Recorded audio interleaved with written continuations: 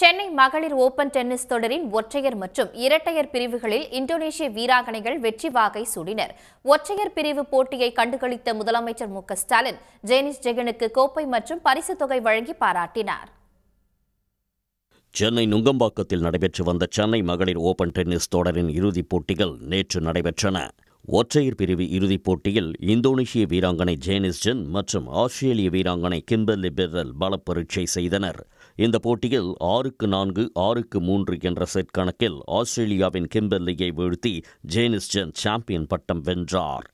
இதன் மூலம் 20 ஆண்டுகளுக்கு பிறகு மகளிர் ஒற்றையர் பட்டத்தை வென்ற முதல் இந்தோனேஷிய வீராங்கனை என்ற பெருமையை அவர் பெற்றுள்ளார்.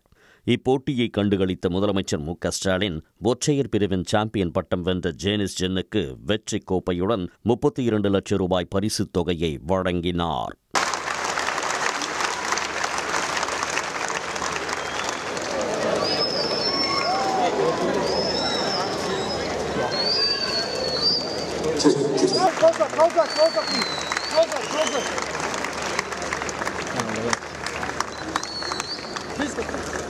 அதனைத் தொடர்ந்து நடைபெற்ற இரட்டையர் பிரிவு இறுதிப் போட்டியில் இந்தோனேஷியாவின் ஜெனிஸ் ஜென் அல்டிலா சுட்ஜாடி இணையும் ஆஸ்திரேலியாவின் ஸ்டோம் ஹண்டர் ருமேனியாவின் மோனிகா நிக்குலேஸ்கு இணையும் மோதினர்.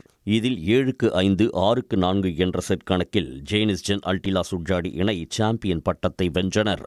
வெற்றி பெற்றவர்களுக்கு கோப்பையுடன் 11,50,000 ரூபாய்க்கான காசோலையை இளைஞர் நலன் மற்றும் விளையாட்டு மேம்பாட்டுத்துறை கூடுதல் தலைமைச் செயலாளர் அதுல்யா மிஸ்ரா மற்றும் தமிழ்நாடு விளையாட்டு மேம்பாட்டு ஆணைய உறுப்பினர் செயலர் மேகநாத் ரெட்டி ஆகியோர் வழங்கி கௌரவித்தனர்.